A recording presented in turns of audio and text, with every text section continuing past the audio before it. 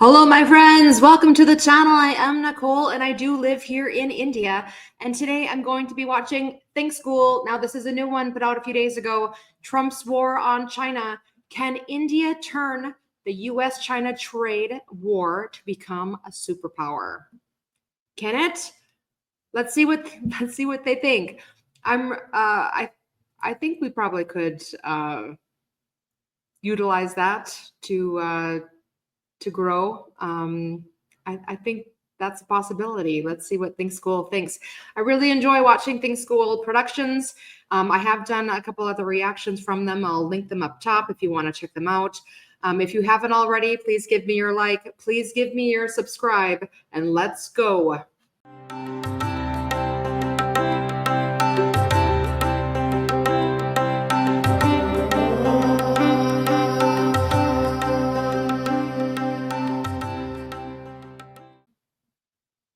Hi everybody, there is a war erupting in the geopolitics of 2025 again, and the reason why this is scary is because this war is happening between two of the most powerful countries in the world. The world's leading superpowers are locking horns. Game on here. A trade war between the United States and China is here. China never paid 10 cents to this country. They ripped us off. We're putting on a 25% tariff without exception. They don't take our cars. They don't take our farm products. They take almost nothing. And we take everything from them. But what would you do? What can you do? So easy.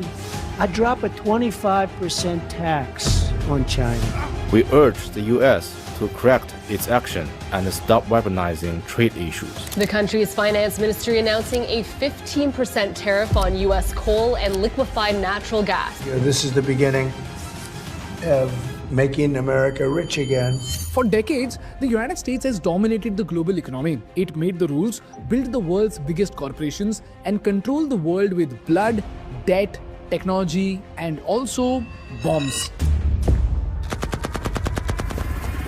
The American people in their righteous might will win through to absolute victory. Let me tell you something. The United States of America is the most powerful nation on earth. The dollar came to dominate trade after World War II. The US was the biggest economy in the world. But now China is the new gangster in town. China is engaged in a whole-of-state effort to become the world's only superpower by any means necessary. I think China is playing the long game here. If they want to be the #1 economic power in the world. While the US built a propaganda machine to look down on China, China built a manufacturing empire so powerful that it is holding America by the throat. While America once laughed at Made in China, China is now laughing at America with almost 20% of the world economy in its pocket. So what did Trump do? Donald Trump declared a war. A war not with soldiers or tanks, but with the most powerful weapon of the 21st century, which is economics. And the world is calling this the trade war of the US and China. But you know what, guys? While most people think it is an economic masterstroke, the Wall Street Journal is calling the tariff strategy the dumbest trade war in history. There may be some better justification for what the journal's editorial board has called the dumbest trade war in history. This executive order, I did not lose, but I totally won the trade war order. Donald Trump is doing so many stupidly bad things, so badly stupidly, that it's difficult to keep up. Starting the world's dumbest trade war is an accomplishment to add to a very long list. First of all, world's dumbest trade war. They really want Americans to pay more for this MAGA hat. It's made in China, of course, just like almost everything else these days. So the question is, what is this trade war between US and China? Will this bold move of Trump slow down China? Will it send the world economy crashing down again? And most importantly, with China being at war with America, how will India benefit in this crossfire? Subject to change. Chalo, let's start by understanding why does Trump hate China? Well, Donald Trump has 3 strong reasons. Firstly, Donald Trump thinks China is a thief. And he's not entirely wrong, because during his tenure in 2018, America discovered something absolutely shocking about China. President Trump has been a fierce critic of China, accusing it of stealing U.S. technology that's used in the military. Trillions of dollars. Intellectual property. Nearly all of them somehow connected to China. We also see a coordinated effort across the Chinese government to lie, cheat, and steal their way into unfairly dominating entire technology sectors. We are now making it clear to China that after years of targeting our industries, the theft of American jobs and wealth has come to an end. You see, everybody knows that semiconductors are the lifeblood of the world economy. And a company called Micron Technology was a semiconductor titan who had spent billions of dollars and decades of research into building the best semiconductors in the world. Their cutting-edge memory chips powered everything from Apple's iPhones to NASA's spacecrafts. And the fun fact was that China was Micron's biggest customer, accounting for 50% of its revenue. So business was booming and Micron was unstoppable. But then something terrifying happened to Micron. In 2018, some Micron engineers were cleaning the storage room, and while cleaning, they found a laptop that was left by a former employee who had just left Micron. But when they opened the laptop, they were shocked to see that the laptop contained the files of the secret blueprints of their most valuable chips. It was the most spine-chilling thing they had ever seen in their life. So with no time to waste, Micron activated an emergency response task force. Millions of dollars were immediately funneled, every digital footprint was analyzed, every communication was traced, and every possible lead was followed to find these engineers.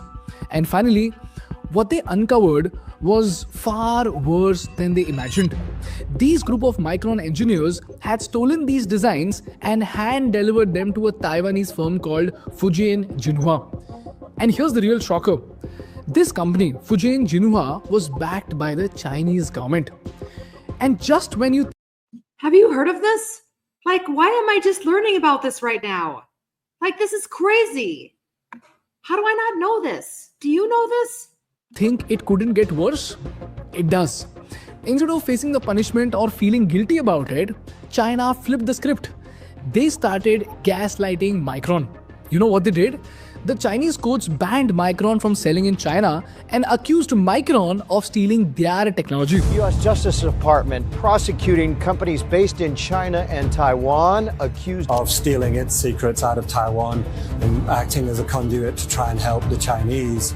China has banned an American company, a memory chip giant called Micron Technology. The action steps up their ongoing feud with the United States over technology and security. It really went to war against the Chinese many years ago, saying that they've been stealing intellectual property. This was so bad for Micron that within some time, Micron lost billions of dollars in value, its stock plummeted, and the company was locked out of its most profitable market.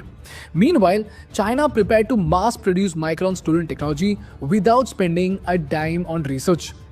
And when this case was taken to court, the Chinese went free due to lack of evidence. But China has done this to American companies again and again and again. Spy was sentenced today in Cincinnati to 20 years in prison for conspiring to steal GE aviation trade secrets for China. The accused man is Mo Heilong, or known as Robert Mo in the U.S. He's accused of stealing at least $30 to $40 million worth of seed technology from both DuPont Pioneer and Monsanto. This is the first reason why Donald Trump hates China. Secondly, Donald Trump thinks that US and China are like two toxic people in a toxic situationship where the US keeps buying cars, iPhones and semiconductors from China while China just keeps collecting cash and barely buys anything in return. Look at this. In 2024, the US imported approximately $525 billion worth of goods from China. And what did China buy in return? Well, China just bought $164 billion worth of American products, and that's it. So that's a $361 billion trade gap. So every time Americans fill their carts with made in China goods, they're essentially paying for jobs in China while the American manufacturers are going bankrupt. And lastly, Donald Trump believes that China is slowly strangling the United States in such a way that when the war comes, China is capable of paralyzing the US army. And the best case to prove this was Huawei. Huawei began a concerted effort to steal information about a robot that T-Mobile used to test mobile phones. Huawei to steal U.S. technology. Huawei is very dangerous. Huawei, the Chinese tech giant, of criminal activity in the U.S. Huawei was famous in their developing years for taking other people's technology. You mean steal it? Technically, yes. Did you know that in 2019, the US Department of Justice exposed a chilling truth? Huawei had been stealing secrets from 6 American tech companies, and they were not just stealing ideas. They were stealing source codes, blueprints, and confidential manuals. Then in 2022, the FBI uncovered something even more scary.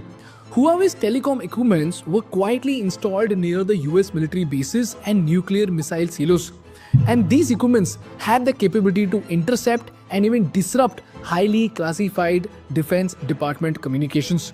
In fact, Huawei was such a dangerous company that the United States ended up banning Huawei altogether. On May the 15th, President Trump had effectively banned Huawei and termed it a threat to national security. Anything having to do with national security, we're not dealing with Huawei. These are the reasons why Donald Trump is waging an economic war against China, which the world is calling the trade war between US and China. And here's how it works out. Let's take a real-world example of an electric vehicle. A Chinese-made EV like BYD or NIO costs around $30,000 to manufacture in China, and it is sold in the US for $35,000 after shipping and dealer markups. A similar American-made EV like a Ford Mustang Mach-E costs around $40,000 to manufacture in the US and is sold for $45,000 in the market.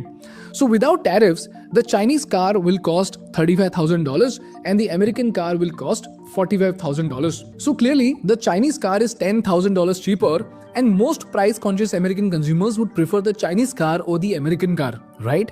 This is the reason why American manufacturers go bankrupt and the Chinese end up fueling their economy with more exports and more jobs. So what does Donald Trump do? To protect the American automakers, let's say Donald Trump imposes a 25% tariff on Chinese cars. Now the Chinese car gets a hit with an extra 25% tax on its $35,000 selling price.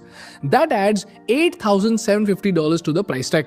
So now the new price of the Chinese car is $35,000 plus $8,750 equal to $43,750. Now the price gap between the American and the Chinese car shrinks dramatically. Chinese car costs $43,750 and the American car costs $45,000. And now with only a $1,250 difference, the American car makers have a much better chance to compete with Chinese imports. This helps keep American manufacturing alive and prevents China from flooding the US market with cheaper vehicles. This is how tariffs are supposed to work. So this looks pretty great, right? Trump is out there flexing his economic muscle and he's slapping tariffs on Chinese companies and making them pay. So the Chinese will lose business and the Americans will win, right? Wrong. Because like I said, while most people think it is an economic masterstroke, the Wall Street Journal is calling this strategy the dumbest trade war in history. There may be some better justification for what the journal's editorial board has called the dumbest trade war in history. Donald Trump is doing so many stupidly bad things, so badly stupidly, that it's difficult to keep up. And when we did our analysis, it did make sense. So let's break it down to understand how the tariff strategy might actually fail. Look at this. Before Trump's tariffs, an American bought a Chinese-made smartphone for $1,000. And now Trump decides to punish China and slaps a 10% tariff on Chinese electronics. Sounds great, right? China should be paying for this. Except they don't. Instead, the Chinese company just increases the price to $1,100. So now that same smartphone costs $1,100. And guess who pays this extra $100? It's not some uncle sitting in Beijing, guys. It's Bob from Texas and Karen from New York who are standing at the store thinking, why the hell is this phone costing $100 more? And if you multiply this across millions of products from laptops to washing machines to car parts, suddenly you will see that the Americans are shelling out billions of dollars just to punish the Chinese. So yes, Americans are paying the money and they're expecting that the Chinese will be punished. And what is China doing? Nothing. It is still selling the same stuff just at higher prices. And here's where you need to understand the might of the Chinese power. You see guys, firstly, the American products can't replace the Chinese products overnight because the labor and resource cost of China is far lesser than the US. Look at this, a Tesla Model 3 is 65% cheaper to be made in Shanghai than in the US. Secondly, even made in America products import Chinese raw materials to produce them in America. So if China increases its taxes on raw materials, automatically the American products in America will get costlier. And lastly, even with the additional taxes, the American products still can't beat the Chinese products. And in certain sectors, China's price advantage is absolutely mind-blowing. For example, in footwear and headwear goods, China was the lowest cost supplier for 59% of the products, and in metal products, this number stood at 54%. So in short, economists say that even if heavy tariffs are imposed on the Chinese products, it will take money out from the Americans, but it won't punish the Chinese. In fact, according to Peterson's Institute for International Economics, Trump's tariffs will cost the average American household an additional $1,200 a year.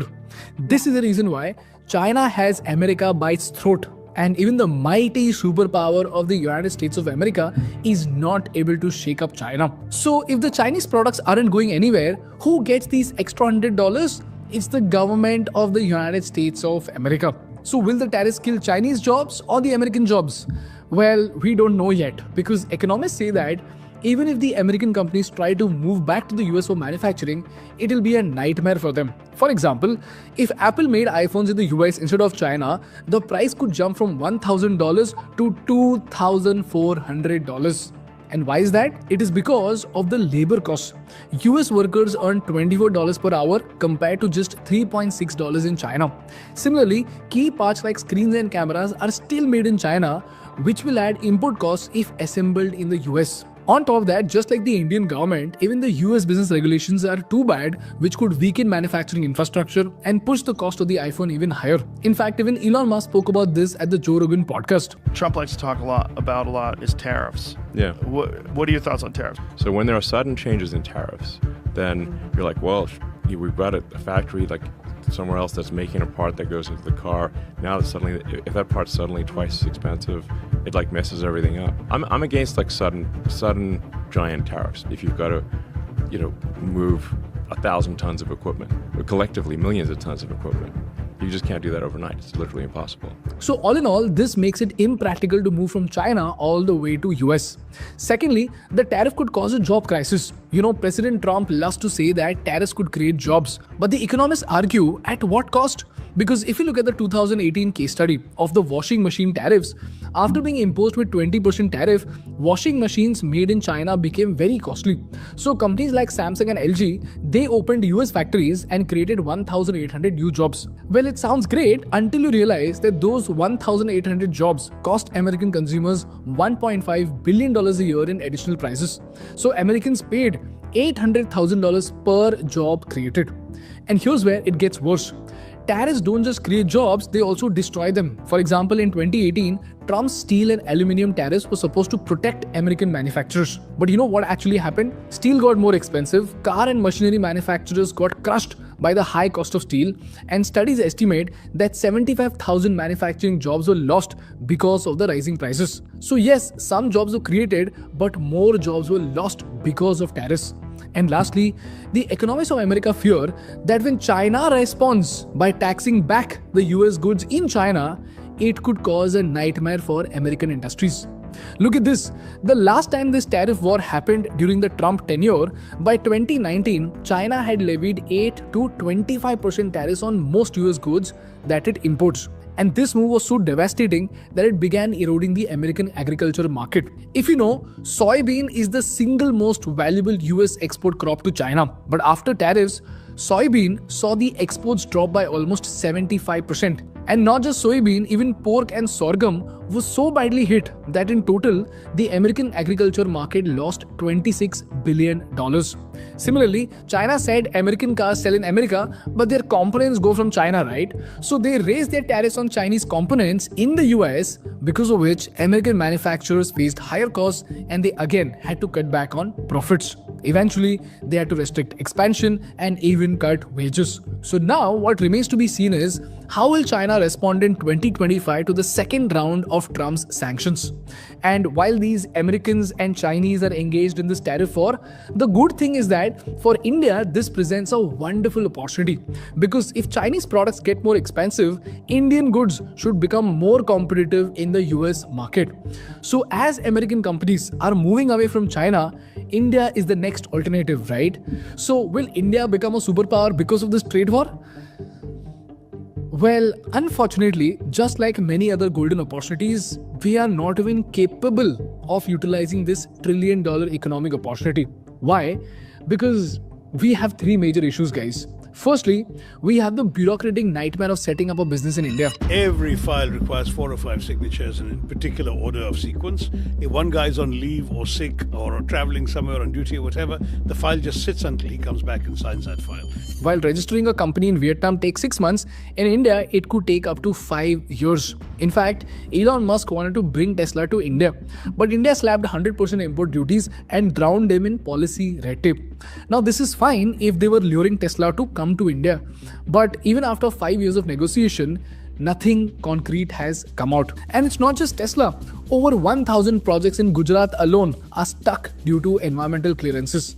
Meanwhile, Samsung set up an entire smartphone factory in Vietnam in just 1 year with $22 billion in investment. This is a first problem that we have, which are Sarkari Babus and their procedures. The second problem is the land acquisition issue. Did you know, even when foreign investors want to set up factories in India, it is very difficult to get a piece of land in India. Look at this. In 2005, a South Korean steel giant named POSCO announced a $12 billion investment in Odisha, which could have been India's biggest foreign investment ever. But after 10 years of legal battle over land, POSCO walked away in 2017. POSCO's stall project to build a steel mill in the Indian state of Odisha. The biggest foreign direct investment ever in India is yet to take off. The project was launched in 2005 but has been delayed for roughly 9 years due to land acquisition issues and environmental concerns. Largest foreign direct investment project, POSCO is paralyzed by protesters who are determined not to allow the takeover of their land. And thirdly, we have a skill gap. Look at this. Only 2% of India's workforce is formally skilled, whereas in South Korea it's 96%, in Japan it's 80%, in China it's 40%, and even in Vietnam it is 12%. This is what the Skill India initiative was supposed to fix. But even after years of efforts, only 5% of India's workforce has formal training. So even in industries where India could dominate, like automobile manufacturing, textiles and electronics, we simply don't have enough trained workers to capitalize on this opportunity. And while China and South Korea invest heavily into AI, automation and R&D, India is still struggling to train her people for basic manufacturing. So even though this is a big opportunity for India, India unfortunately is too slow, too bureaucratic and too unprepared to capitalize on it. We have become better in the past 10 years, but not good enough.